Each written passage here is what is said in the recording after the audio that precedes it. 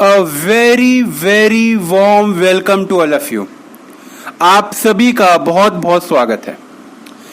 तो बच्चों, ये जो वीडियो है, ये वीडियो हम लोग बना रहे हैं जो हमारे SOL के स्टूडेंट्स हैं, जो कि सेकेंड ईयर में हैं, और जिन बच्चों को कॉरपोरेट अकाउंट्स के पेपर में दिक्कत आती है।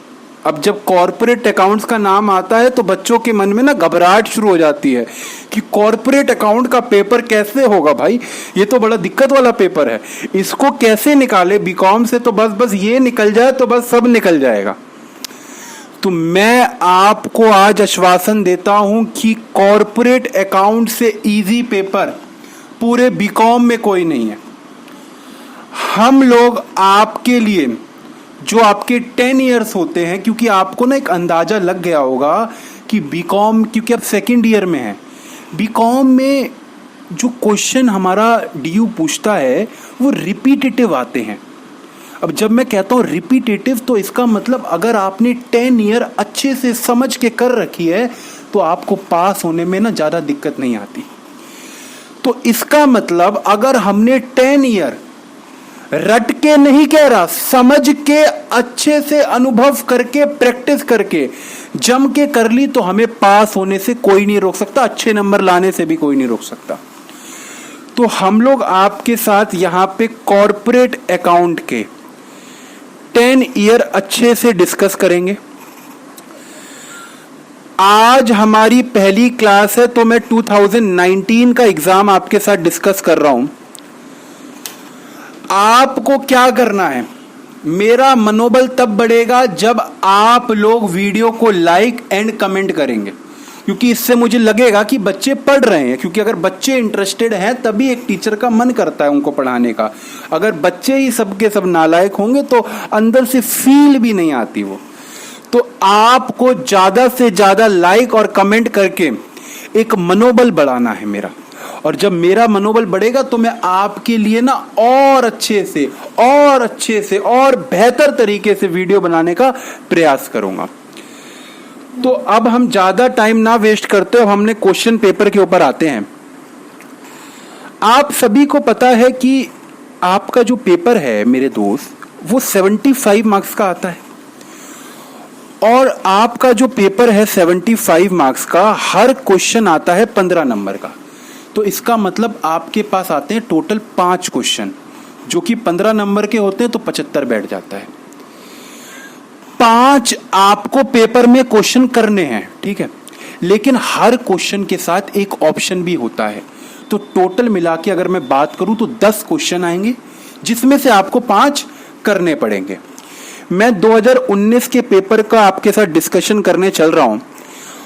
पहला क्वेश्चन देखो, रेशियोज चैप्टर से आया। 15 नंबर का मैंने बोला था क्वेश्चन आता है। देखो, पहले क्वेश्चन का A पार्ट 3 नंबर का, B पार्ट 4 नंबर का, C पार्ट 4 नंबर का, D पार्ट भी 4 नंबर का। तो टोटल मिला के हो गए 15 नंबर। आओ अब समझते हैं कि इस क्वेश्चन को कैसे सॉल्व करना था। कहता है कैलकुलेट करो current ratio from the following information. Stock turnover ratio कहता है 5 टाइम्स है, stock in the beginning was 20,000 है, less than the stock at the and. Revenue from operation कहता है 6 लाख है, gross profit ratio 20% on cost है, current liability 60,000 है, quick ratio 0.75:1 है। हमें कैलकुलेट क्या करना है बच्चे, हमें कैलकुलेट करना है करंट रेशियो। तो सबसे पहले तो आपको पेपर में ऐसे करना है इसको, सॉल्यूशन। आप बताओ करंट रेशियो का फॉर्मूला क्या होता है। करंट रेशियो का फॉर्मूला होता है करंट एसेट्स अपॉन में करंट लाइबिलिटी। मतलब अगर आपको ये दोनों चीजें पता लग जाएं तो आपका रेशियो निकल जाएगा। अब क्वेश्चन में आपको करंट लाइबिलिटीज तो दी है, पर करंट एसेट नहीं दिया। तो मैं करंट लाइबिलिटी को तो लिख देता हूं, ये कितनी दी है क्वेश्चन ने, 60,000, पर ये वाली फिगर मिसिंग है, करंट एसेट मिसिंग है, तो हमें करंट एसेट फाइंड करना पड़ेगा। अच्छा, अब ये करंट एसेट को फाइंड करने के लिए उसने हमें बड़ी सारी इंफॉर्मेशन दी। देखो, कहता है कुछ स्टॉक टर्नओवर रेशियो की भी बात करी, कुछ क्विक रेशियो की भी बात करी। तो सबसे पहले तो मैं ना क्विक रेशियो का आपको समझाता हूं। What do mean by word quick ratio? Quick ratio का मतलब होता है मेरे बच्चे, अगर आज किसी बिजनेस में अर्जेंट एक पैसों की नीड आ जाती है, अर्जेंट एक लायबिलिटी आ जाती है, तो क्या बिजनेस के पास इतने एसेट हैं जो क्विकली वो लायबिलिटी को मीट कर सकता है? तो ये होता है क्विक रेशियो। तो इसका फॉर्मूला होता है क्विक एसेट्स अपॉन में करंट लायबिलिटी। करंट में अगर कोई लायबिलिटी आ गई तो हमारे पास क्विकली इतने एसेट अवेलेबल हैं कि हम उस लायबिलिटी को मीट कर सकें। ये इसका फॉर्मूले का मतलब होता है। अच्छा, क्वेश्चन में लायबिलिटी तो आपको गिवन है। देखो बच्चे, लायबिलिटी तो मैंने आपको दिखाया था कितनी है, 60,000। ओके, और क्वेश्चन ने ना आपको रेशियो भी बता रखा है। रेशियो क्या बता रखा है? देखो 0.75:1। इसका मतलब पता है क्या है? 0.75:2 लिखा हुआ था ना, इस टू मतलब ये दो डॉट, ये दो डॉट का मतलब होता है डिवाइड। तो ये रेशियो है। आपको क्विक एसेट नहीं पता, लेकिन रेशियो आपको गिवन है। क्या आप क्विक एसेट को फाइंड कर सकते हैं? हाँ सर, ये भी कोई दिक्कत वाली बात है। लो, इस 60,000 को मैं मल्टीप्लाई कर देता हूं उस साइड ले जाके 0.75 से। ये 60,000 यहां चला गया इक्वल टू के इस पर, और यहां पे क्विक एसेट। तो अब क्या आ गया? Quick asset is equal to 60,000 into में 0.75, दैट इज 45,000। क्या मुझे क्विक एसेट पता लग गए? बोलो हाँ। हाँ, लेकिन मैं अगर मेन सॉल्यूशन की बात करूं तो मुझे क्या चाहिए? मुझे तो करंट एसेट चाहिए।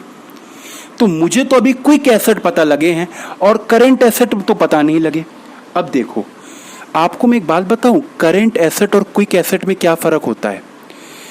करंट एसेट में से अगर आप इन्वेंट्री को माइनस कर दो, प्रीपेड एक्सपेंसेस को माइनस कर दो, तो वो ऑटोमेटिकली क्विक एसेट बन जाता है। अच्छा, मजे की बात बताऊं, इस क्वेश्चन में ना प्रीपेड एक्सपेंसेस तो कुछ है ही नहीं, दे ही नहीं रखा। तो अगर इस क्वेश्चन की मैं बात करूं, अगर हम करंट एसेट में से इन्वेंट्री को माइनस कर दे तो क्विक एसेट आता है। अब क्विक एसेट तो मुझे गिवन है। अभी देखो, अभी मैंने निकाल दिया क्विक एसेट 45,000, ये तो मैंने निकाल दिया, ये मेरे पास आ गया। करंट एसेट मुझे पता नहीं। अगर मैं इन्वेंट्री को ढूंढ लूं, तो मेरे पास क्या करंट एसेट खुद ब खुद नहीं आ जाएगा? बोलो हाँ। तो इन्वेंट्री को ढूंढने के लिए क्वेश्चन ने डेटा दे रखा है। अच्छा, इन्वेंट्री को सरल शब्दों में अगर मैं कहूं, तो इन्वेंट्री का सरल शब्दों में मतलब होता है क्लोजिंग स्टॉक। क्या होता है सरल शब्दों में? Closing stock. जो बिजनेस के लास्ट में स्टॉक पड़ा होता है उसको हम इन्वेंट्री कहते हैं।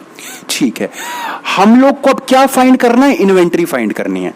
आओ सब इन्वेंट्री फाइंड करें मिलके। इन्वेंट्री के लिए क्वेश्चन ने हमको देखो क्या दे रखा है। कहता है स्टॉक टर्नओवर रेशियो।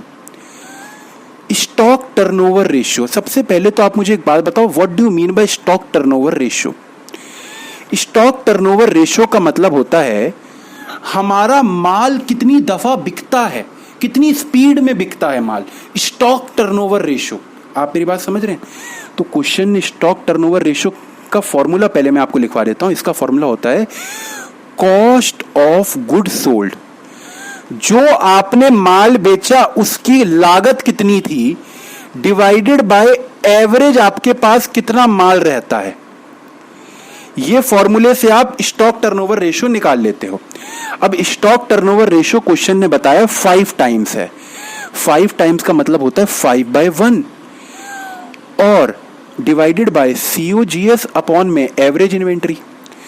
अब मैं माल की कॉस्ट कैसे निकालूं? कॉस्ट निकालने के लिए क्वेश्चन ने मुझे डेटा दे रखा है। क्वेश्चन ने कह रखा है, देखो, रेवेन्यू फ्रॉम ऑपरेशन। जो माल आपने बेचा आपको सेल वैल्यू दे दी। अब जब मैं कहता हूं सेल मतलब होता है जो माल को बेचा। 6 लाख का माल बेचा मैंने, क्या लागत भी 6 लाख की होगी? नहीं। जब मैं किसी को चीज को बेचता हूं तो मैं प्रॉफिट लगा के बेचता हूं। अच्छा, तो अगर मैं कह दूं, अगर मैं अपनी सेल में से प्रॉफिट को माइनस कर दूं तो मुझे कॉस्ट पता लग जाएगी मेरी। बोलो हाँ, मेरी कॉस्ट पता लग जाएगी। हाँ सर। अच्छा, सेल कितनी दे रखी है? 6 लाख रुपए। मैंने लिख दी 6 लाख की सेल। मेरे को प्रॉफिट कितना दे रखा है? प्रॉफिट दे रखा है 20% ऑन कॉस्ट। 20% ऑन कॉस्ट का मतलब क्या होता है? 1/5 ऑन कॉस्ट। तो सेल के ऊपर कितना होगा? 1/6 होगा। अब ये तो आप लोग को आता होगा, मैं ये एक्सपेक्ट करके चल रहा हूं। तो आपका प्रॉफिट कितना हो गया? 6 लाख का 1/6, तो इसका मतलब 1 लाख रुपए। तो कॉस्ट कितनी आ गई? 5 लाख रुपए। ये आपकी कॉस्ट आ गई। अब मैं कॉस्ट को यहां पे डाल देता हूं। ये COGS की जगह मेरी कॉस्ट आ गई 5 lakh, divided by AI equal to 5/1। तो ये हो गया एवरेज इन्वेंट्री आ गई मेरी। Average inventory is equal to 5 lakh divided by 5, कितनी आ गई? ये आ गई 1 लाख रुपए की एवरेज इन्वेंट्री। अब आप कहोगे सर ये एवरेज इन्वेंट्री ही क्या क्लोजिंग स्टॉक होती है? तो आंसर है नहीं। देखो, मुझे करंट एसेट निकालने के लिए, करंट एसेट को निकालने के लिए मुझे इन्वेंट्री की फिगर चाहिए। अब ये इन्वेंट्री का मतलब होता है क्लोजिंग स्टॉक। अभी तो मेरी एवरेज इन्वेंट्री आई है, अब मैं क्लोजिंग स्टॉक कैसे निकालूंगा? देखो, एवरेज इन्वेंट्री का क्या फॉर्मूला होता है? एवरेज इन्वेंट्री का फॉर्मूला होता है ओपनिंग इन्वेंट्री प्लस में क्लोजिंग इन्वेंट्री डिवाइडेड बाय 2। अब एवरेज तो आपको पता लग गया 1 लाख है। ओपनिंग क्या क्वेश्चन ने बता रखा है? हाँ, कहता है stock in the beginning, beginning मतलब ओपनिंग, वॉज 20,000 लेस, वो 20,000 कम है than stock at the end. आप मेरी बात समझिए। अगर मैं आपसे कहूं मेरे बच्चे कि मेरा जो स्टॉक एंड में, एंड वाला स्टॉक मतलब X है, क्लोजिंग स्टॉक अगर मेरा X है, तो क्वेश्चन कह रहा है जो आपका ओपनिंग स्टॉक है ना, जो आपका ओपनिंग स्टॉक है वो कितना है? क्वेश्चन ने क्या कहा? Stock in the beginning was 20,000 less, तो वो 20,000 रुपए कम है, तो वो X माइनस 20,000 है। तो अगर मैं ओपनिंग स्टॉक की जगह ऐसे लिख सकता हूं, ये X माइनस 20,000 है और ये X है डिवाइडेड बाय 2। अब ये 2 इक्वल टू के इस पर जाके मल्टीप्लाई हो जाएगा, तो ये हो गया 2 लाख इज इक्वल टू क्या हो गया? ये 2X माइनस में 20,000। अब 20,000 इधर जाके प्लस हो जाएगा, तो ये हो जाएगा 2,20,000 divided by 2 equal to X। तो ये कितना आ जाएगा? X is equal to 1,10,000। अब जाके ये क्या आया? X को हमने क्या माना था? Closing inventory. अब ये आ गई हमारी क्लोजिंग इन्वेंट्री। अच्छा, अब मेरे को क्या करंट एसेट पता लग जाएगा? हाँ भाई हाँ, देखो करंट एसेट तो पता लग ही जाएगा। अब मेरे पास ना इन्वेंट्री आ गई 1,10,000 रुपए की। 1,10,000 की inventory equal to 44,000 minus X। X is equal to 1,10,000 plus में 45,000, ये आ गया 1,55,000। ये मेरा आ गया करंट एसेट। और करंट एसेट को मैं कहां लिख दूंगा? करंट एसेट को मैं लिख दूंगा इसकी जगह 1,55,000 डिवाइडेड बाय 60,000। तो अब क्या आ जाएगा? डिवाइडेड बाय 60,000 ये आ जाएगा 2.58 इस टू 1। 2.58 इस टू 1 ये हमारा करंट रेशियो होता है। तो एक बार जल्दी से मैं रिकैप कर दूं, मैंने क्या बताया? सबसे पहले मैंने फॉर्मूला लिखा, देखो कि इसका क्या फॉर्मूला होता है। करंट लायबिलिटी मुझे गिवन थी, मैंने डाल दी। करंट एसेट मुझे गिवन नहीं था। अब करंट एसेट को निकालने के लिए मैंने पहले निकाले क्विक एसेट। क्विक एसेट निकाल दिए। क्यों निकाले क्विक एसेट? क्योंकि अगर मैं क्विक एसेट के अंदर, यहां पे मैं साफ साफ लिख देता हूं, अगर मैं क्विक एसेट के अंदर क्लोजिंग इन्वेंट्री को जोड़ दूं, क्लोजिंग स्टॉक को जोड़ दूं, तो मेरा आ जाता है करंट एसेट। तो करंट एसेट को फाइंड करने के लिए मैंने क्विक एसेट निकाले और फिर मैंने निकाला क्लोजिंग स्टॉक। क्लोजिंग स्टॉक के लिए सबसे पहले मैंने COGS find, average inventory find करी और फिर मैंने निकाल दिया क्लोजिंग स्टॉक। क्लोजिंग स्टॉक निकालते ही मेरा आपका करंट एसेट आ गया, करंट एसेट से मैंने रेशियो निकाल दिया। तो ये था पहला क्वेश्चन। हालांकि 4 नंबर का होना चाहिए पर 3 नंबर का दिया था। 3 नंबर के लिए बहुत बड़ा सवाल था ये। आ जाओ आगे देखते हैं। सेकंड क्वेश्चन था कैलकुलेट करो amount of opening debtor and closing debtor from the following. ठीक है, कहता है हमें ओपनिंग के डेटर निकालने हैं और क्लोजिंग के डेटर निकालने हैं। ठीक है, कहता है डेटर टर्नओवर रेशियो है 4 टाइम्स। अब ये डेटर टर्नओवर रेशियो क्या होता है दोस्त? डेटर टर्नओवर रेशियो होता है कि आपके पास ग्राहक जो होता है, जो माल खरीदने आता है, वो साल में कितनी दफा आता है, कितनी बार माल खरीदने आता है, ये होता है डेटर टर्नओवर रेशियो। तो आप इसका फॉर्मूला क्या होता है? इसका फॉर्मूला होता है revenue from operation. Revenue from operation मतलब जो आपने माल की सेल करी है अपॉन में एवरेज डेटर। Average debtor. हालांकि यहां पे ना रेवेन्यू फ्रॉम ऑपरेशन की जगह क्रेडिट रेवेन्यू फ्रॉम ऑपरेशन आता है, लेकिन कभी कभार ना क्वेश्चन में क्रेडिट सेल गिवन नहीं होती, टोटल सेल गिवन होती है। तो टोटल सेल को ही हम रेवेन्यू फ्रॉम ऑपरेशन मान लेंगे। तो रेवेन्यू फ्रॉम ऑपरेशन अपॉन में एवरेज डेटर। अच्छा, अब क्या क्वेश्चन ने हमें रेवेन्यू फ्रॉम ऑपरेशन बता रखा है? नहीं, क्वेश्चन ने हमें क्या बता रखा है? Cost of good sold. माल को बेचने की कॉस्ट कितनी थी? हमें तो सेल चाहिए, कॉस्ट से क्या मतलब है? तो क्वेश्चन ने हमें बता रखा है जीपी रेशियो है 20%। अब ध्यान से देखना, मेरी कॉस्ट जो है मेरे बच्चे, अगर मैं कॉस्ट में प्रॉफिट को जोड़ दूं तो मुझे मेरी सेल पता लग जाती है। बोलो हाँ। ठीक है सर, कॉस्ट दे रखी है 2,40,000 रुपए। प्रॉफिट अगर मुझे पता लग जाए तो मुझे सेल भी पता लग जाएगी। अब प्रॉफिट के लिए उसने पता है क्या कह रखा है? 20% जीपी रेशियो है।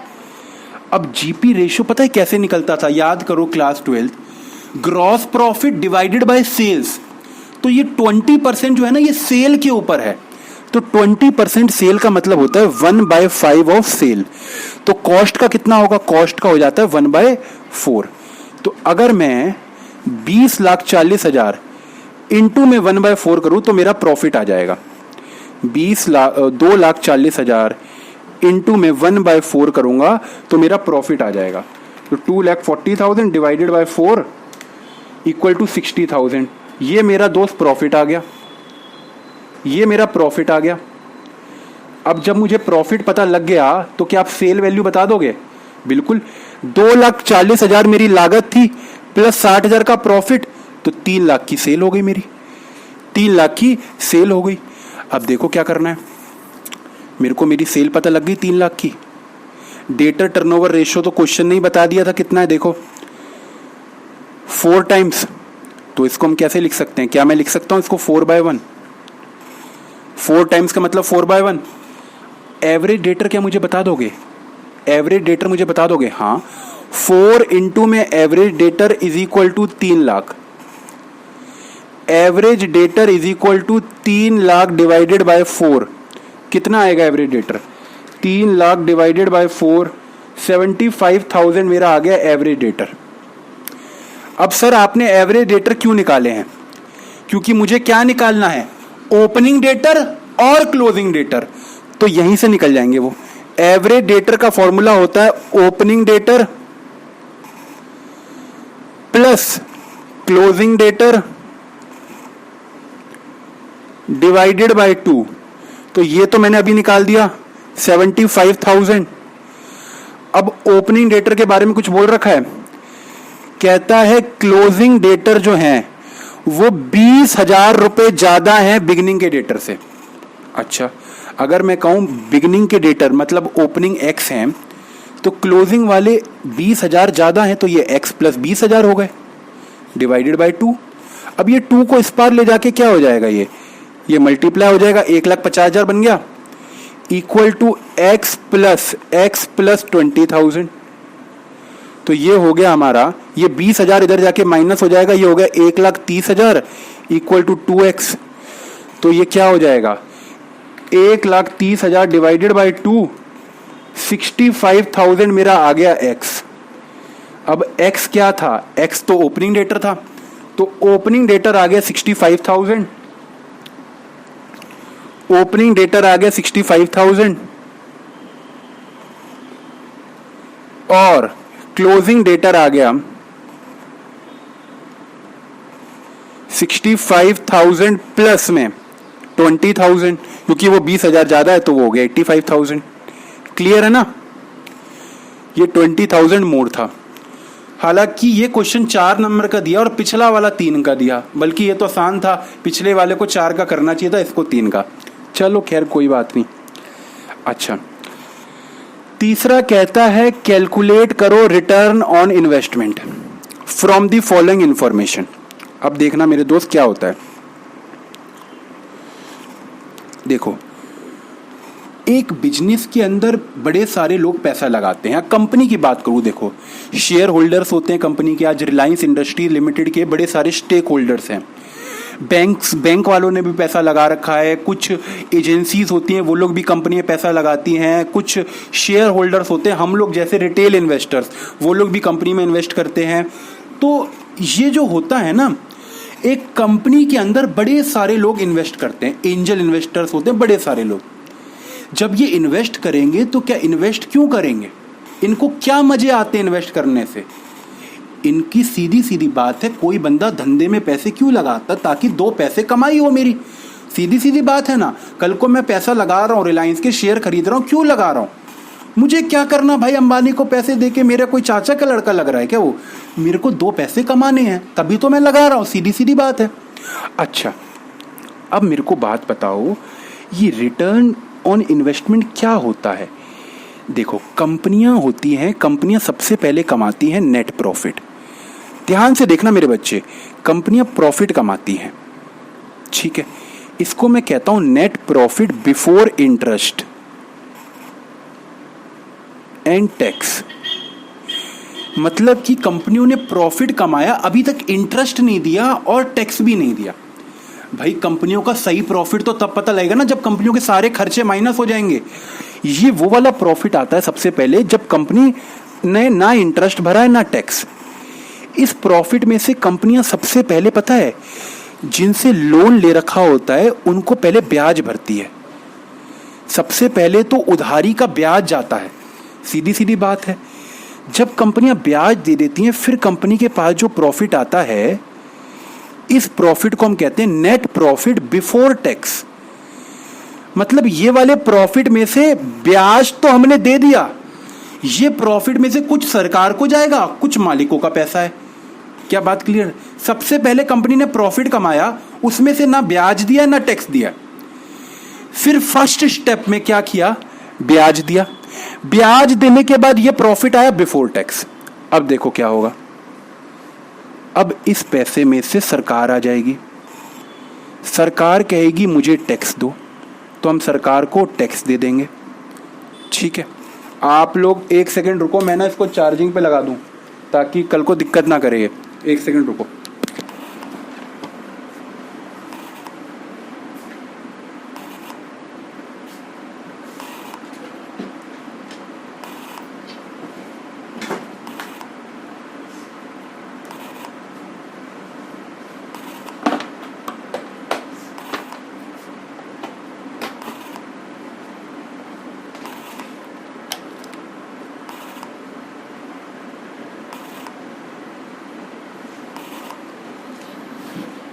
चलो जी, बैटरी का भी बड़ा पंगा है, कभी भी रुक सकती है।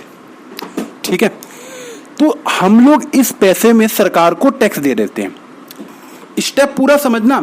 सबसे पहले वो प्रॉफिट आया जो कंपनी ने कमाई करी, उस कमाई में से सबसे पहले दे देती है इंटरेस्ट। किसको?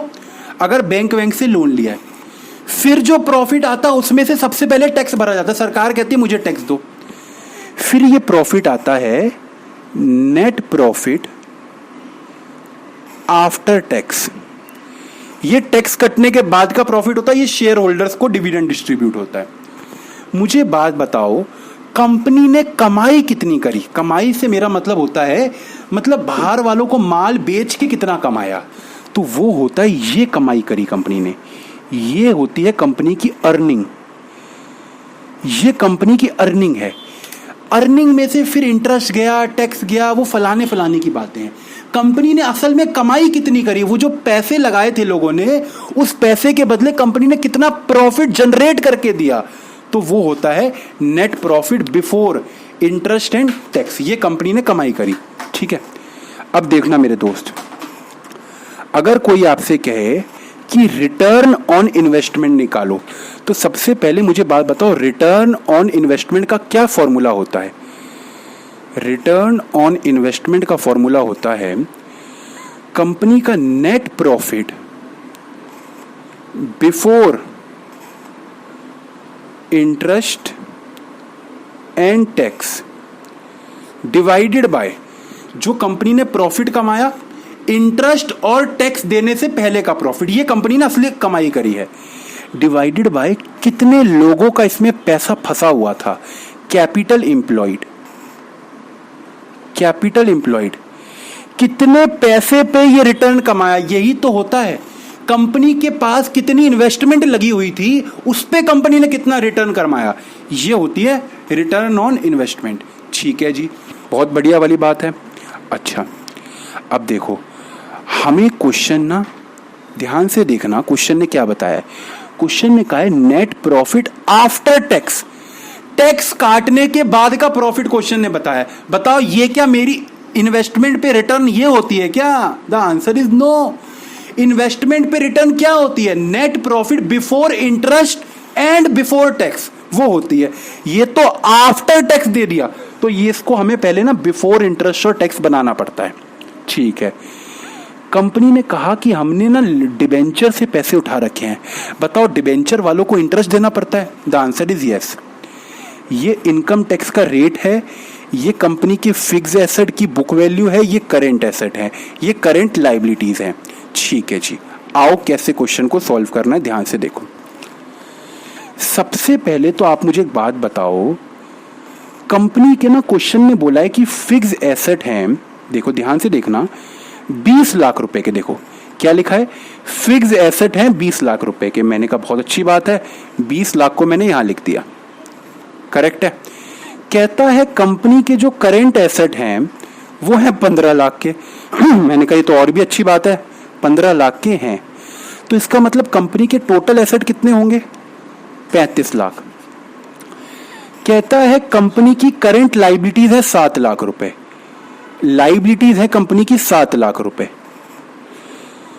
तो मुझे बात बताओ, एसेट का टोटल जब 35 लाख है तो इस साइड का टोटल भी 35 लाख रुपए होगा, और यहां की लाइबिलिटीज है 7 लाख रुपए।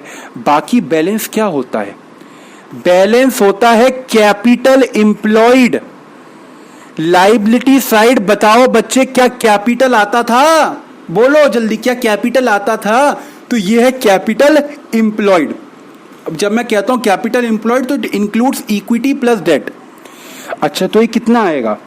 35 लाख माइनस में 7 lakh, that is 35 lakh minus में 7 लाख, ये हो गया 28 लाख। तो सबसे पहले मैंने क्या किया, मैंने ये निकाला कि मेरे बिजनेस में कितनी इन्वेस्टमेंट आ रखी है, कितना कैपिटल इन्वेस्ट हो रखा है। ये मैंने कैसे निकाला? देखो बड़ा सिंपल होता है, जो भी बिजनेस के फिक्स एसेट दे रखे हैं और करेंट एसेट दे रखे हैं उसको मैंने जोड़ लिया, ये मेरे टोटल एसेट है। इसमें से करंट लायबिलिटी को माइनस कर दिया, बाकी जो भी है वो क्या है? कैपिटल एम्प्लॉयड है। ठीक है जी, कैपिटल एम्प्लॉयड मेरे को पता लग गई, 28 लाख रुपए की कैपिटल एम्प्लॉयड है मेरे बिजनेस की। लो जी, बहुत बढ़िया बात, 28 लाख रुपए की मेरी है क्या? Capital employed. अब अगर मुझे ये वाली फिगर पता लग जाए तो क्या रिटर्न आ जाएगा? हाँ, अब मुझे निकालना है net profit before interest and tax. आओ जी चले, calculation of net profit before interest and tax, ये निकालना है जी। अब इसको निकालने के लिए क्वेश्चन ने मुझे दे रखा है net profit after tax. Question ने मुझे क्या दे रखा है? नेट प्रॉफिट आफ्टर टैक्स कितना, 6,30,000 रुपए। ये चीज दे रखी है क्वेश्चन ने, क्या दे रखा है, नेट प्रॉफिट आफ्टर टैक्स। मैंने आपको क्या फॉर्मूला दिखाया था, देखो मैंने आपको ये बताया था हमें यहां पे जाना है और क्वेश्चन ने मुझे यहां का डेटा दे रखा है 6,30,000 रुपए। मुझे बात बताओ, ये 6,30,000 क्या टैक्स कट के आए होंगे? मैंने जो भी नेट प्रॉफिट बिफोर टैक्स कमाया होगा उसमें से सरकार को कुछ टैक्स दिया होगा, फिर टैक्स कटने के बाद मेरे पास 6,30,000 रुपए बचे। तो मेरे को बताओ टैक्स कितना दिया होगा मैंने, 30%। अगर ये 30% टैक्स कट के आए हैं तो क्या मैं कह दूं ये केवल 70% पैसे आए हैं मेरे पास? देखो, अगर ये वाली चीज 100% है, इसमें से टैक्स कितना कटा, 30% का, जो बचा कितना बचा, 70% बचा। अगर मैं इसको ऐसे लिख दूं 6,30,000, 6,30,000, देखना इसको कैसे लिखूंगा, 6,30,000 अगर 70 है तो मेरा टैक्स कितना होगा, टैक्स तो 30 था, टैक्स तो 30 था। 6,30,000 अगर 70 है तो टैक्स तो 30 था, मतलब टैक्स कितना होगा, 2,70,000 रुपए कटा होगा। अब लाओ मैं इसको स्टेटमेंट में लिख देता हूं, 2,70,000। देखा दोस्त, आपने देखा, ये टैक्स निकाल लिया मैंने, 2,70,000 रुपए मेरा टैक्स कटा होगा। मैंने कैसे निकाला, मैंने कहा 6,30,000 रुपए टैक्स कटने के बाद का है, तो टैक्स कितना कटा, टैक्स कटा 30% का, तो जो बचा होगा वो 70% बचा होगा मेरे पास। भाई 30% सरकार को दे दिया, 70% मेरे पास बचा होगा। मैंने कहा ये अगर 70 है तो 30 कितना होगा, 30 होगा, जरा फैन बंद कर देना, 30 जो होगा वो कितना होगा, 2,70,000। ओके, अब ध्यान से देखना, अगर मैं इन दोनों को जोड़ दूं तो क्या ये आ जाएगा बिफोर टैक्स? हाँ जी, 6,30,000 प्लस 2,70,000, ये आ गया 9 लाख। ये 9 लाख आ गया, मैं यहां तक पहुंच गया। अब बस इंटरेस्ट को जोड़ना है और मैं आ जाऊंगा कहां पे, net profit before interest and tax पे। अब इंटरेस्ट कैसे निकालूं? इंटरेस्ट के लिए क्वेश्चन ने कह रखा है 12.5% का इंटरेस्ट का रेट है। आपने 8 लाख रुपए डिबेंचर होल्डर से उठा रखे हैं। ध्यान से देखो, अगर मैंने एक व्यक्ति से 8 लाख रुपए डिबेंचर से उठा रखे हैं, डिबेंचर को मैं इंटरेस्ट देता हूं 12.5% का, तो मैंने कितना इंटरेस्ट दिया होगा, 8 लाख इंटू में 12.5%, 8 लाख इंटू में 12.5%, 1 लाख का इंटरेस्ट दिया होगा। ये क्या आ गया, इंटरेस्ट आ गया। कैसे आया देखो, 12.5% कन्वर्टेबल डिबेंचर 8 लाख रुपए, मतलब आपकी जो कैपिटल इंप्लॉयड है उसमें 8 लाख रुपए डिबेंचर होल्डर ने लगा रखे हैं और उनको 12.5% आप देते हो, तो इसका मतलब आप उनको 1 लाख रुपए देते हो, तो 1 लाख रुपए का मैंने इंटरेस्ट भी पे किया होगा। अब 1 लाख को अगर मैं यहां जोड़ दूं, 1 लाख को अगर मैं यहां जोड़ दूं तो ये कितनी फिगर आ गई, ये आ गई जी 10 लाख रुपए। ये कितनी आ गई, 10 लाख रुपए। 10 में से 1 गया तभी तो 9 बचा था ना, तो ये जो हमें चाहिए होती है ये आ गई 10 लाख रुपए। आओ जी, अब ये भी मुझे पता लग गई 10 लाख रुपए। नीचे 28 लाख है, ऊपर 10 लाख है।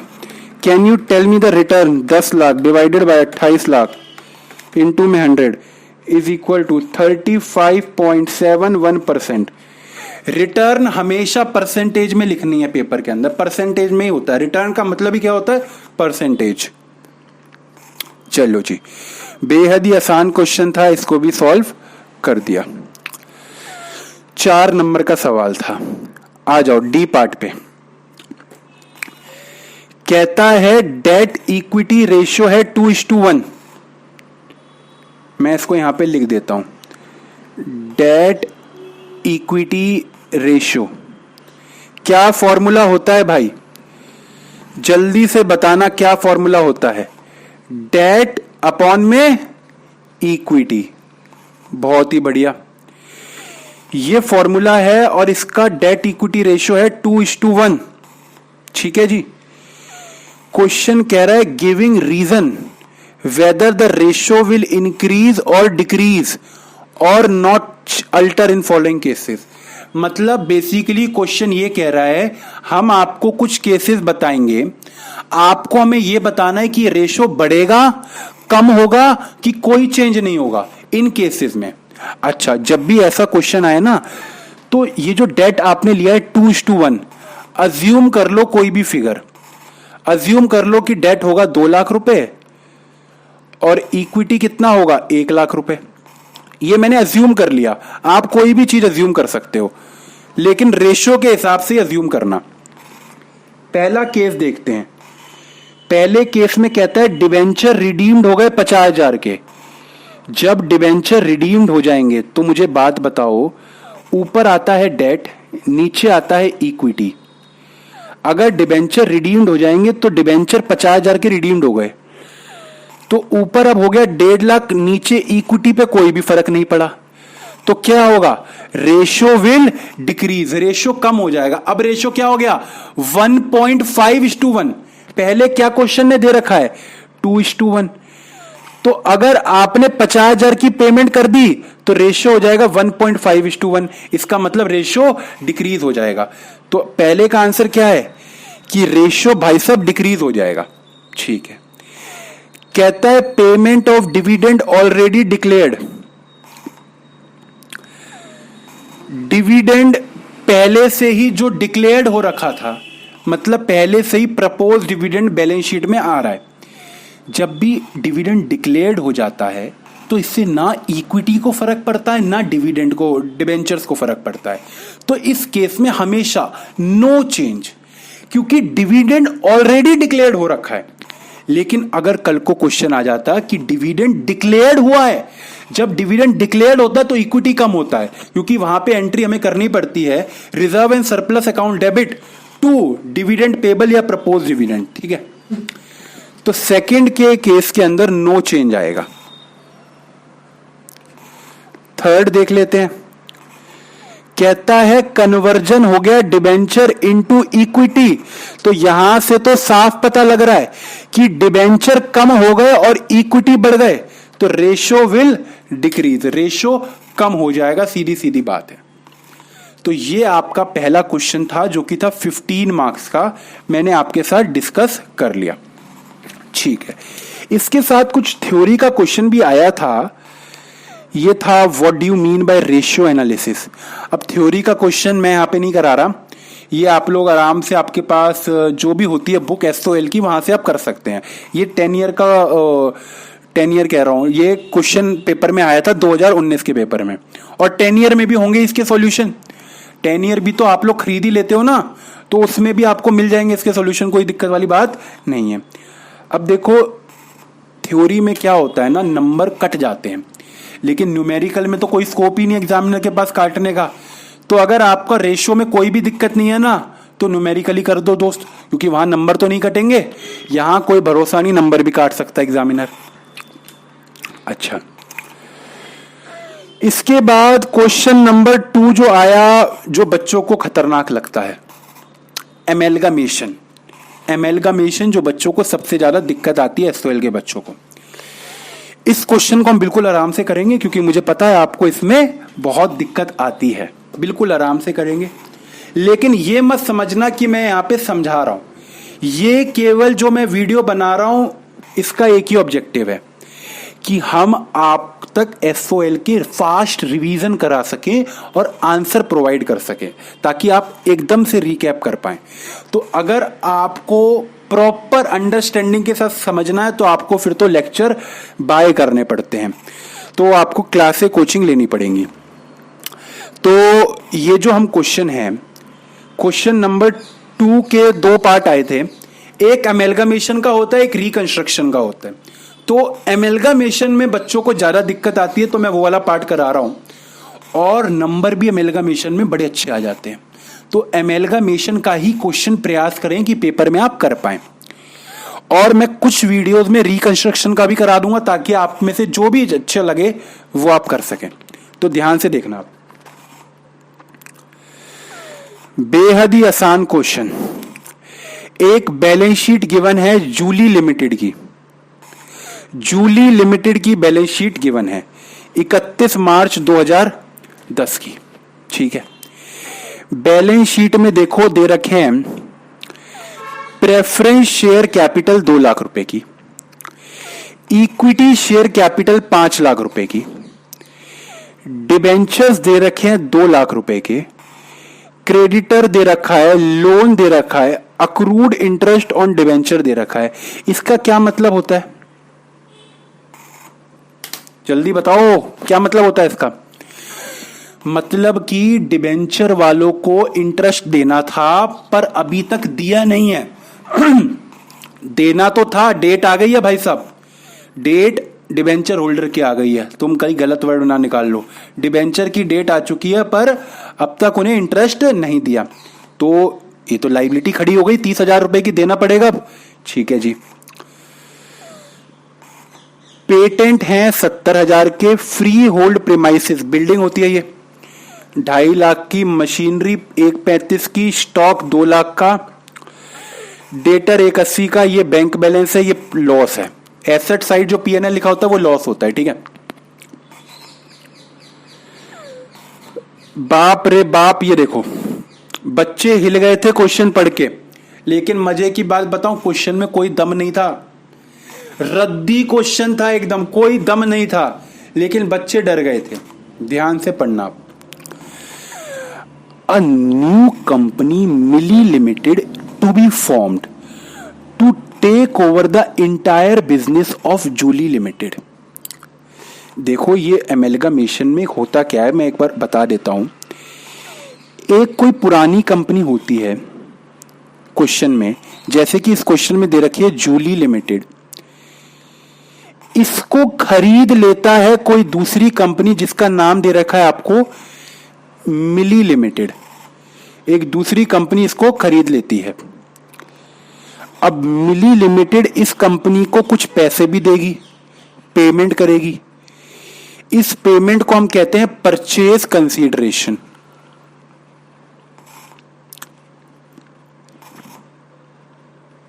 परचेज कंसीडरेशन बेसिकली ये ऐसा इसलिए होता है, कभी कभार ये कंपनियां लॉस में होती हैं, तो जो प्रॉफिट वाली कंपनियां होती हैं वो अपने कंपटीटर को खरीद लेती है। जैसे गूगल बड़ी सारी छोटी मोटी जो वेबसाइट्स होती हैं जो कि उठना चाहती है मार्केट में, गूगल एकदम से उनको खरीद लेती है ताकि गूगल का मार्केट कैप्चर हमेशा बरकरार रहे। जैसे कि फेसबुक देखो, पहले इंस्टाग्राम अलग था, व्हाट्सएप अलग था। फेसबुक ने देखा कि व्हाट्सएप भाई साहब धीरे धीरे ग्रो कर रहा है, तो फेसबुक ने व्हाट्सएप को एक्वायर कर लिया। अब व्हाट्सएप खत्म, फेसबुक ने व्हाट्सएप को खरीद लिया। ऐसा क्यों किया? ताकि मार्केट पे कैप्चर कर सके कौन? फेसबुक। ऐसी साथ इंस्टाग्राम के हुआ। फ्लिपकार्ट, आपने देखा होगा फ्लिपकार्ट, विनी बंसल सचिन बंसल की जो कंपनी है, बड़ी अच्छी चल रही थी, ठीक ठाक कमा रही थी। इंडिया में वॉलमार्ट आ रही थी, तो वॉलमार्ट को पता था फ्लिपकार्ट कंपटीशन है, तगड़ा कंपटीशन है। अब अमेज़न को तो खरीद नहीं सकता था वॉलमार्ट, क्योंकि वॉलमार्ट से बहुत ऊपर है अमेज़न। तो वॉलमार्ट ने टारगेट किया फ्लिपकार्ट को और फ्लिपकार्ट को खरीद लिया। अब इससे क्या हुआ? वॉलमार्ट ने इंडिया का मार्केट जो कि फ्लिपकार्ट का था, वो सारा का सारा किसका हो गया? वॉलमार्ट का हो गया। हालांकि फ्लिपकार्ट का नाम चेंज नहीं किया वॉलमार्ट ने, क्योंकि लोगों का ट्रस्ट बन चुका एक नेम के साथ, इसलिए उन्होंने नाम चेंज नहीं किया। तो ऐसी रियल लाइफ में कंपनियां खरीदी बेची जाती हैं। तो देखो यहां पे भी क्या लिखा है, a new company Mili limited to be form to take over the entire business of Julie limited. Julie limited का सारा बिजनेस कौन ले लेगा? मिली लिमिटेड। अच्छा, अब भाई मिली लिमिटेड के मालिकों को कुछ पैसे तो देने पड़ेंगे, तो क्या कहता है, मिली limited to issue one equity share of ₹100, ₹60 paid up in exchange of every 2 shares in Julie limited. ध्यान से समझना है पॉइंट। मैंने कहा ये बंदा है, ये जूली लिमिटेड में था, जूली लिमिटेड का ये इक्विटी शेयर होल्डर था, इक्विटी शेयर होल्डर था ये। जूली लिमिटेड कौन है? जो कंपनी बिक रही है। इसके पास 2 शेयर हैं। अच्छा, इस कंपनी के शेयर की वैल्यू दे रखी है क्या पुरानी कंपनी की? हां, ₹100 का एक शेयर था। इस बंदे के पास 2 शेयर थे 100 रुपए वाले। कहता था मैं 100 रुपए के 2 शेयर ले रखे हैं। इस बंदे ने किस कंपनी के ले रखे हैं? जूली लिमिटेड के। अब तो जूली लिमिटेड खत्म होने वाली है क्योंकि मिली लिमिटेड इसको खरीद लेगी। तो ये इस बेचारे का क्या होगा? इस बेचारे के पास जो ये शेयर हैं इसका क्या होगा? ये तो बेकार हो जाएंगे। तो ये अपोज करता है, ये कहता है मुझे भी कुछ दो। तो मिली लिमिटेड क्या कह रही है इससे? देखो, मिली लिमिटेड कह रही है, मिली limited to issue 1 equity share. हम एक इक्विटी शेयर देंगे आपको, ₹60 paid up in exchange of 2 shares in Julie limited. वो कहता है अगर आपके पास 2 शेयर हैं यहां के तो हम आपको अपना 1 शेयर देंगे जिसकी वैल्यू तो ₹100 की है, पर वो पेड अप 60 है। पेड अप कितना है? 60। अब 60 पेड अप का मतलब होता है उस शेयर के ऊपर ₹40 बाद में और भी लूंगी। ध्यान से बात समझना, मैं यहां पे कैलकुलेशन कर रहा हूं। ये आंसर की प्रेजेंटेशन है, ठीक है? Calculation of purchase consideration.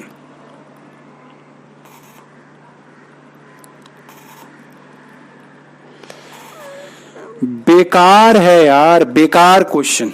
देखो कैसे करेंगे। Payment to, payment in working amount. देखो, मिली लिमिटेड खरीद रही है किसको? जूली लिमिटेड को। तो जूली लिमिटेड के मालिकों को पेमेंट होगी। मालिक कौन होते हैं? Equity share holder. Equity share holder को पेमेंट हो रही है। पेमेंट कैसे हो रही है? इक्विटी शेयर्स ही दे रही है कंपनी भी। ध्यान से देखना, ये कंपनी क्या कहती है? ये कंपनी कहती है पुरानी कंपनी के शेयर होल्डर कितने हैं? 5000।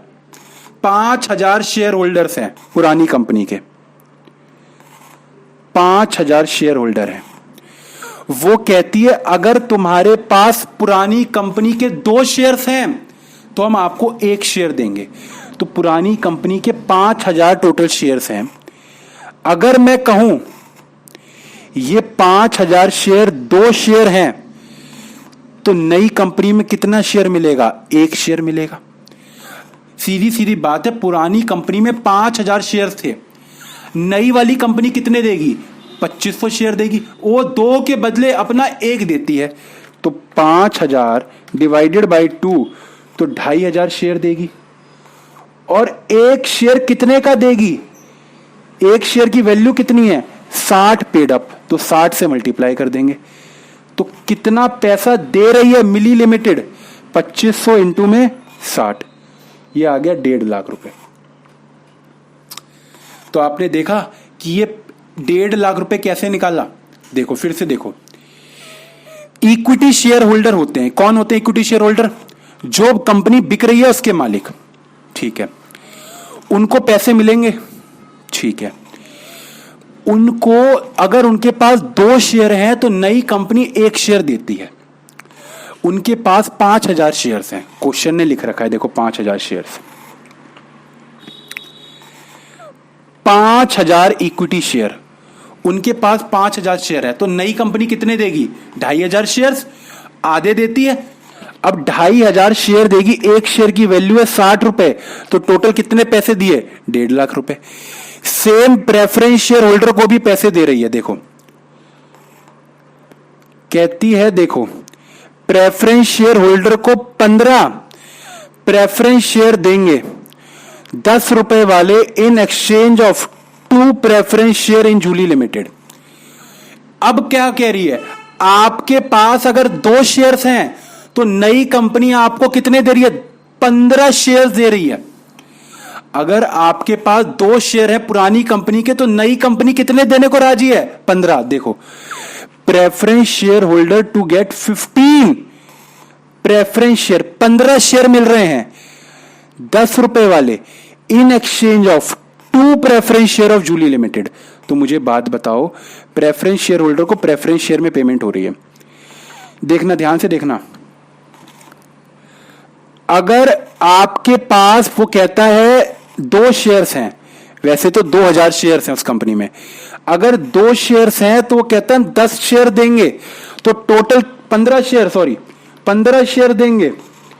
तो नई कंपनी कितने शेयर देगी, पहले तो मैं कहूंगा मेरे पास 2000 शेयर्स हैं, अगर डिवाइड बाय 2 ये 2 हैं तो नई कंपनी दे रही है 15, तो 15,000 शेयर दे रही है, और एक शेयर है 10 रुपए का, तो टोटल 1.5 लाख रुपए के शेयर्स दे रही है।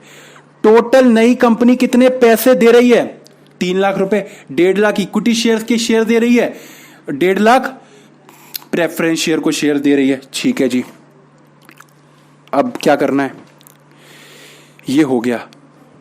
अब देखो नीचे क्वेश्चन में करने को क्या बोला था, क्वेश्चन ने कहा था एक तो आपको जूली लिमिटेड के अकाउंट्स को बंद करना है, दूसरा वो कहता है जर्नल एंट्री पास करो मिली लिमिटेड में। सबसे मुश्किल काम तो यही लगता है बच्चों को, जर्नल एंट्री वाला। तो सबसे पहले ना हम जर्नल एंट्री करके दिखाते हैं। जर्नल एंट्री हमेशा किसकी बुक्स में होती है, जो कंपनी बिजनेस खरीदती है, नई वाली मिली लिमिटेड। ये एंट्री क्या करेगी, ध्यान से देखना, ये कहेगी बिजनेस को खरीद लिया, बिजनेस परचेज्ड, अकाउंट डेबिट। 2 किससे खरीदा है, खरीदा कौन सी कंपनी को है, जूली को खरीदा है, पर जूली ना लिख के जूली का बिजनेस को, उसकी जो पेमेंट होती है, पेमेंट के लिए हम अपॉइंट करते हैं लिक्विडेटर को, तो ये कहती है बिजनेस तो खरीदा है, किससे खरीदा है, liquidator of Julie limited, Julie limited के लिक्विडेटर से। अच्छा, कितने का बिजनेस खरीदा है, जल्दी से बताओ, कितने रुपए का बिजनेस खरीदा है, 3 लाख रुपए में, 3 लाख। ओके जी, दूसरी एंट्री, 3 लाख का धंधा खरीद लिया। अब दूसरी एंट्री सुनो, 3 लाख का मैंने बिजनेस खरीद लिया। अब नई वाली कंपनी के पास पुरानी वाली कंपनी के सारे एसेट्स और लायबिलिटीज आ जाते हैं। देखो, पुरानी वाली कंपनी के जो भी एसेट्स थे, पेटेंट, प्रेमाइसेस, मशीनरी, ये सब किसके पास आ जाएंगे, अब नई वाली कंपनी के पास। तो इसका मतलब देखो वो क्या कहता है, कहता है फ्री होल्ड प्रीमाइसेस रीवैल्यू करो 20% ज्यादा। मतलब नई वाली कंपनी के यहां अब बिल्डिंग की वैल्यू वो कहती है 20% ज्यादा रिकॉर्ड करना। ये सब ना नई वाली कंपनी के रिगार्डिंग दे रखा होता है। तो पुरानी वाली कंपनी में कितने का था फ्री होल्ड प्रीमाइसेस, 2.5 लाख की, वो क्या कहता है इसको 20% ज्यादा पे रिकॉर्ड करना। ठीक है, मैं कहता हूं फ्री होल्ड प्रीमाइसेस आ गई। फ्री होल्ड प्रीमाइसेस अब किसकी हो गई है, नई वाली की। कितनी वैल्यू पे रिकॉर्ड करूं, तो वैल्यू हमेशा रीवैल्यू करनी पड़ती है, एग्रीड वैल्यू होती है इसको। 2.5 लाख की थी, देखो 2.5 लाख की थी, 2.5 लाख की थी मेरे बच्चे। क्वेश्चन ने बोला इसको आप 20% ज्यादा रिकॉर्ड करो। तो मैं कितने का रिकॉर्ड करूंगा, 2.5 लाख प्लस में 20% विच इज 3 लाख रुपए।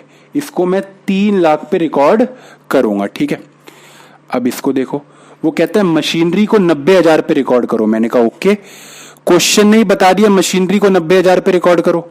Machinery account debit 90,000। ये मैं क्या कर रहा हूं, जो पुरानी बिजनेस के एसेट्स थे अब वो नई बिजनेस के एसेट्स हो गए। ठीक है, कहता है debtor to be reduce by 10%। Debtor को 10% कम पे रिकॉर्ड करना। तो डेटर कितने के थे, देखो 1,80,000 के, इसको 10% कम पे रिकॉर्ड करेंगे माइनस 10%। तो इसका मतलब कितने के रिकॉर्ड करेंगे, 1,62,000। करेक्ट है। अच्छा, और जी देखो और कुछ लिख रखा है, कहता है पेटेंट्स की कोई वैल्यू ही नहीं है। तो बताओ ये जो पेटेंट्स हैं इसको हम नई वाली कंपनी अपने यहाँ रिकॉर्ड करेगी? क्यों करेगी? जब कोई वैल्यू ही नहीं है तो वो अपनी कंपनी एसेट बढ़ा के क्या फायदा होगा? तो वैल्यू पेटेंट को रिकॉर्ड ही नहीं करेंगे हम। क्लियर बात है? अच्छा जी, अब मुझे बात बताओ, ये मैंने एसेट को रिकॉर्ड कर लिया, स्टॉक भी रिकॉर्ड करना पड़ेगा। Stock account debit 2 lakh. Stock के बारे में कुछ नहीं लिखा, इसका मतलब वो 2 लाख का स्टॉक यहां भी 2 लाख का ही है। बैंक बैलेंस भी रिकॉर्ड होगा। Bank account debit 50,000। जल्दी से बताओ क्या ये P&L अकाउंट भी यहां पे आएगा? तो आंसर है नहीं, क्योंकि ये एक लॉस है। लॉस को थोड़ी ना खरीदा जाता है, कोई एसेट को खरीदा जाता है, लॉस को थोड़ी ना खरीदा जाता है, तो लॉस नहीं आएंगे। ठीक है, ये मैंने एसेट्स को डेबिट कर दिया। अब मुझे क्रेडिट भी करना पड़ेगा। क्रेडिट क्या करूंगा? देखो, मैं केवल एसेट ही थोड़ी ना खरीद रहा हूं, मैं लाइबिलिटीज भी वो मेरी हो जाएंगी। जब मैं धंधा खरीदता हूं तो उसके सारे एसेट तो मेरे होते हैं। जो उसने उधारी पे करनी थी वो भी अब किसको पे करनी है? मुझे पे करनी है। तो उसकी जो उधारी है, देखो, डिबेंचर्स, क्रेडिटर, लोन, इंटरेस्ट, ये सब किसकी हो जाएगी? ये भी मेरी हो जाएगी। आ जाओ, यहां लिखूंगा कि डिबेंचर होल्डर को भी मैंने टेक ओवर कर लिया। डिबेंचर होल्डर लिखना, कभी भी 7% डिबेंचर मत लिखना। 2 लाख, ये लाइबिलिटी भी मेरी हो गई। क्रेडिटर, इसको भी मैंने पैसे देने हैं तो इसको भी क्रेडिट करो। बेसिकली एसेट को डेबिट करना है, लाइबिलिटीज को क्रेडिट करना है। वैल्यू या तो नीचे लिखी होगी किस वैल्यू पे डेबिट क्रेडिट करना है, या फिर जो बैलेंस शीट की वैल्यू है वही आप लिख दोगे। Unsecured loan 1 lakh, unsecured loan 1 lakh. ठीक है जी। इसके बाद accrued interest on debenture 2, accrued interest कितना हो गया जी? 30,000। करेक्ट है। मैंने एसेट को डेबिट करा, ठीक है, और लाइबिलिटीज को क्रेडिट करा। साथ में एक चीज और क्रेडिट होगी, वो क्या होगी? ये जो आपने बिजनेस परचेज को डेबिट किया था, ये बिजनेस परचेज भी सेकंड एंट्री में क्रेडिट हो जाता है। सेकंड एंट्री में बिजनेस परचेज भी क्रेडिट हो जाता है 3 लाख का। ठीक है जी, करेक्ट है। ओके, अब मुझे एक बात बताओ, मैंने डेबिट किया एसेट को, क्रेडिट किया लाइबिलिटीज को और बिजनेस परचेज को। अब मुझे ना इसमें से बैलेंसिंग फिगर आती है कुछ, या तो मैंने बिजनेस को महंगा खरीदा होगा या सस्ता खरीदा होगा।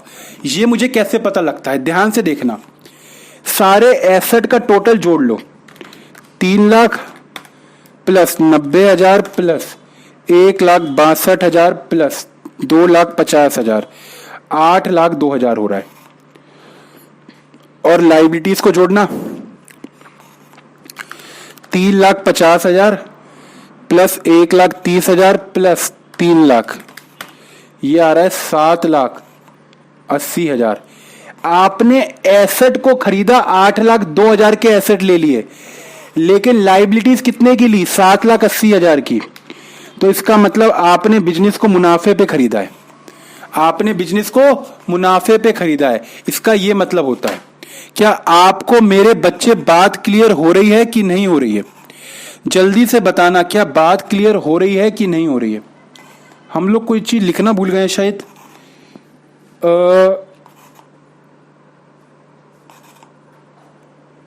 सेकंड एंट्री में हम लोग क्या लिखना भूल गए? फ्री होल्ड प्रीमाइसेस लिख लिया, मशीनरी लिख ली, डेटर लिख लिया, स्टॉक लिख दिया, डेटर लिख लिया, स्टॉक लिख लिया। स्टॉक 2 लाख का लिख दिया। Oh my God, may be misprint हो गया है। एक सेकेंड,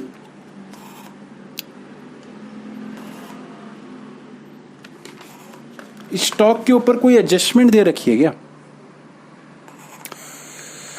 ओके, वो कहता है वैल्यू ऑफ स्टॉक 1,60,000 की हो गई है। ठीक है, तो ना मैंने यहाँ पे स्टॉक की एडजस्टमेंट ध्यान नहीं दिया और मैंने जो बैलेंस शीट का स्टॉक था वही डेबिट कर दिया। लेकिन क्या हो गया, स्टॉक ना अब कितने का हो जाएगा, 1,60,000 का हो जाएगा। तो इसका मतलब अब मैंने एसेट कितने के खरीदे हैं, 8,02,000 माइनस में 40,000, 7,62,000 के। ये मैंने इतने का बिजनेस खरीदा है। और लाइबिलिटीज कितने की खरीदी है, 7,80,000 की। इसका मतलब 7,62,000 के एसेट खरीदे, 780 की लाइबिलिटीज मुझे देनी पड़ेंगी। तो मेरा नुकसान हुआ, फायदा हुआ? नुकसान में धंधे को खरीदा है। क्या नुकसान में भी लोग धंधे को खरीदते हैं? हाँ, क्यों खरीदते हैं? क्योंकि कंपटीशन कम होगा, आगे ज्यादा मुनाफा कमा लूंगा ना। अभी नुकसान हो गया कोई बात नहीं, आगे ज्यादा मुनाफा हो जाएगा। ठीक है, तो इसको हम नुकसान को हम बैलेंसिंग फिगर गुडविल लिख देते हैं। गुडविल अकाउंट डेबिट 18,000 रुपए। क्लियर है? ठीक है, 2 एंट्री हो गई। सेकेंड एंट्री बड़ी आसान थी। देखो, सारे एसेट को डेबिट करो, या तो वैल्यू नीचे गिवन होगी या बैलेंस शीट की उठा लो, और लाइबिलिटीज को क्रेडिट करो। करेक्ट है। अब तीसरी एंट्री, तीसरी एंट्री क्या होती है दोस्त, वो होती है कि डिबेंचर को पेमेंट करने की उसने एंट्री दे रखी है। क्या कहता है, कहता है 7% डिबेंचर और इंटरेस्ट को डिस्चार्ज करो इक्विटी शेयर देके। मैंने कहा ठीक है। डिबेंचर होल्डर को 2 लाख रुपए देने हैं और इनके इंटरेस्ट की पेमेंट कितनी करनी है, 30,000 रुपए। पेमेंट कैसे करूंगा, इक्विटी शेयर कैपिटल इशू करके कर दूंगा। 2,30,000 की इक्विटी शेयर कैपिटल। ठीक है। चौथी एंट्री में आपको क्या करना है, कहता है प्रिलिमिनरी एक्सपेंसेस। अच्छा, ये बड़ा अच्छा पॉइंट है। अकाउंटिंग स्टैंडर्ड 14 जो होता है हमारा एमेलगमेशन का, वो कहता है कि जब भी कोई बिजनेस का एमेलगमेशन हो रहा है और कोई खर्चा पे हो रहा है, प्रिलिमिनरी एक्सपेंसेस या एमेलगमेशन एक्सपेंसेस, तो आप इसको हमेशा, अगर in the nature of purchase है तो goodwill account debit to bank entry करते हैं। अगर in the nature of merger होता है तो reserve and surplus to bank करते हैं। लेकिन ये in the nature of purchase ही है, क्योंकि आपके पास मर्जर के सवाल नहीं आते। बीइंग एक्सपेंसेस पेड, ये मैंने आपके साथ 5 एंट्री कर दी जो कि एमेलगमेशन की थी। अब क्वेश्चन का पार्ट नंबर जो 2 था, वो क्या कहता था, कहता था लेजर अकाउंट्स बनाओ। आओ अब लेजर अकाउंट बना ले। लेजर अकाउंट बनते हैं जूली लिमिटेड में। जो कंपनी बंद हो रही है, क्या बनता है, एक तो बनता है रियलाइजेशन अकाउंट। रियलाइजेशन अकाउंट, ये अकाउंट बड़ा ही आसान है। देखो क्या करना है, जितने भी एसेट थे पुरानी कंपनी के, उस एसेट को आप सारे एसेट को रियलाइजेशन में ट्रांसफर कर दो। मुझे बात बताओ, एसेट का टोटल कितना है, 11,80,000। लेकिन क्या ये एसेट होता है, प्रॉफिट लॉस कोई एसेट होता है क्या? नहीं, ये तो डेफर्ड रेवेन्यू एक्सपेंडिचर होता है, फिक्टिशियस एसेट। तो 11,80,000 में से 2,95,000 लॉस को मैंने हटा दिया, बाकी सारे एसेट को मैंने यहां ट्रांसफर कर दिया टू सन्ड्री एसेट्स, 8,85,000। सारे एसेट को मैंने रियलाइजेशन में ट्रांसफर कर दिया। एंट्री क्या होगी, realisation account debit to asset, सारे एसेट रियलाइजेशन में आ गए। ठीक है, बाय। आपको लाइबिलिटीज जो हैं, लाइबिलिटीज को भी ट्रांसफर करना पड़ता है। ये क्यों करते हैं, ये अकाउंट का मतलब होता है, रियलाइजेशन का मतलब होता है पुरानी कंपनी ने जो अपना धंधा बेचा उसको मुनाफा हुआ कि नुकसान हुआ, ये फाइंड करने के लिए। ठीक है, तो इनकी जो लाइबिलिटीज है, लाइबिलिटीज कौन कौन सी हैं, डिबेंचर, 7% डिबेंचर एक लाइबिलिटी है 2 लाख रुपए की। ओके, बाय क्रेडिटर 1.5 लाख रुपए के, क्रेडिटर 1.5 लाख रुपए के। जो भी लाइबिलिटी है वो सब लिख लो। अनसिक्योर्ड लोन 1 लाख रुपए का, अनसिक्योर्ड लोन 1 लाख रुपए का। इसके बाद अक्रूड इंटरेस्ट कितने का है? 30,000 रुपए का। बाय अक्रूड इंटरेस्ट 30,000 रुपए का। एसेट सारे डेबिट साइड पे करे, क्रेडिट पे सारी लाइबिलिटीज को ट्रांसफर कर दिया। बाय कितने रुपए में खरीदा है इसको? मिली लिमिटेड ने कितने रुपए में खरीदा है? मैंने बताया था आपको 3 लाख रुपए में खरीदा है। क्वेश्चन के पहले ही बताया था, ध्यान से देखा नहीं आपने। 3 लाख रुपए में धंधे को खरीदा है। देखो 3 लाख रुपए में, तो 3 लाख रुपए में एसेट और लाइबिलिटीज बिक गई। क्या मुझे बताओ बेचने पे नुकसान हुआ कि मुनाफा हुआ?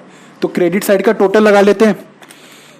30,000 प्लस में 2 लाख प्लस में 1.5 लाख प्लस में 4 लाख, ये हो गया -8,85,000। तो इसका मतलब 1,05,000 का लॉस हुआ है। ओ माई गॉड, 1,05,000 के लॉस में धंधा बिका है। लॉस में धंधा बिका है। बड़े अफसोस की बात, लॉस में धंधा बिका है। अच्छा, आपको ना एक बात शायद दिक्कत कर रही हो कि उसकी बुक में भी लॉस आया, इसकी बुक में भी लॉस आया। ये इसलिए हुआ क्योंकि इसके लिए समझाने के लिए मुझे आपको पूरा चैप्टर समझाना पड़ेगा। अभी तो मैं जल्दी से क्वेश्चन करा रहा हूं ताकि आपकी बस रिवीजन होती जाए फटाफट, ठीक है? और ये मैं अज्यूम करके करा रहा हूं कि आपने पढ़ रखा होगा। लॉस अब आपको एक बनाना होता है, कौन सा? Equity share holder account. एक आपको बनाना होता है प्रेफरेंस शेयर होल्डर अकाउंट।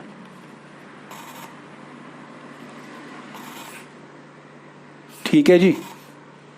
और एक आपको बनाना होता है जिस कंपनी ने खरीदा, मिली लिमिटेड का अकाउंट। तो मिली लिमिटेड ने कितने का खरीदा? पहले तो एक बात बताओ मुझे। टू रियलाइजेशन 3 लाख का खरीदा। अच्छा, इक्विटी शेयर होल्डर की अगर मैं बात करूं तो इक्विटी शेयर होल्डर को कितने पैसे मिलने थे? 5 लाख। बैलेंस शीट में क्या कोई लॉस था? ये लॉस भी कौन भुगतता है भाई साहब? मालिक ही लॉस भुगतते हैं लास्ट में आके। चाहे कोई भी हो जाए, लॉस तो मालिकों को ही भुगतना पड़ता है। 2,95,000 का लॉस की वजह से अब इसको कम पैसे मिलेंगे। अच्छा, और पेमेंट कितनी मिल रही है इसको? जल्दी से बताओ, पेमेंट कितनी दे रहा है मिली लिमिटेड इसको? 1.5 लाख की। 1.5 लाख की पेमेंट मिल रही है। ये मैंने कैसे निकाला? मैंने शुरू में ही ये निकाल दिया था। देखो, क्वेश्चन जब शुरू कराया था तो ही निकाल दी थी परचेज कंसीडरेशन। 1.5 लाख मिल रहा है इक्विटी वालों को। करेक्ट है?